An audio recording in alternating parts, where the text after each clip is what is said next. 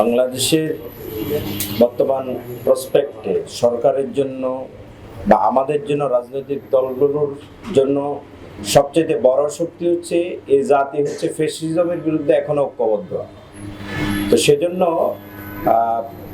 তারা যে পরিকল্পনার কথা ভাবছেন, আশা করি তাদের যদি শুভবুদ্ধি হয়ে থাকে তারা এই ধরনের কোনো পরিকল্পনা গ্রহণ করবে না।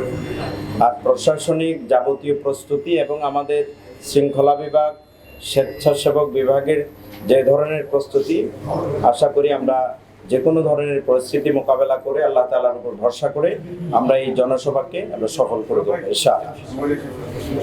আচ্ছা, আমার নবী রাসূল নবী আপনারা মানব যুগের একটা ইঞ্জিনিয়ার মানে 7 তারিখে যে সরকার আপনারা কি কোনো আপনাদের নারায়ণগঞ্জে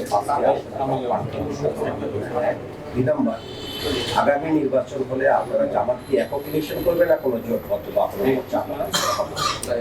এগুলো আসলে আমাদের সিনিয়র যদি উত্তর দেন এটাতে ভালো হবে।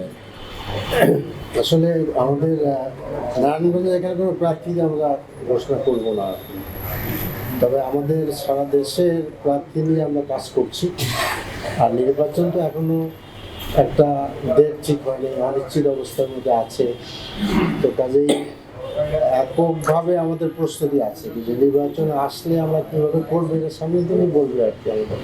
আমাদের সাথে বিভিন্ন দলের বা গ্রুপের যোগাযোগ হচ্ছে, এটা আপনারা দেখতে পাচ্ছেন, পত্রপত্রিকা আসছে। আর এটা সামনের দিকে আমরা সেগুলো করবো। আর কোনো বিষয় আছে? আমার মনে হয় আর কোনো বিষয় না থাকে। সাইনবোর্ডে সাবেক একজন সংসদ সদস্য আপনাদের এক সময় নিষিদ্ধ ঘোষণা করেছে, ওই বোর্ডটার মধ্যে আপনাদের কোনো প্রস্তুতি বা ওই ধরনের কোনো কিছু অনুষ্ঠান